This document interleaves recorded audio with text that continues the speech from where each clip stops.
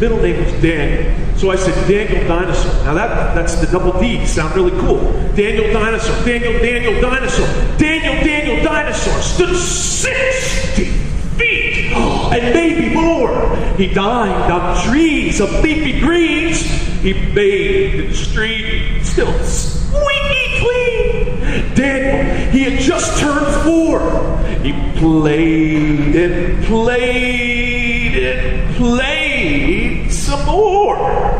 Well, Daniel, he got hungry, and for a second, he turned away.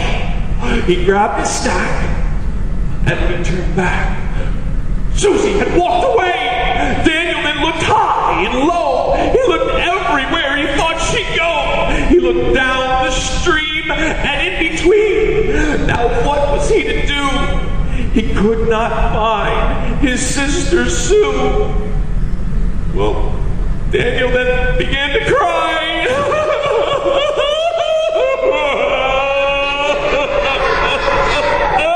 He knew the time was passing by.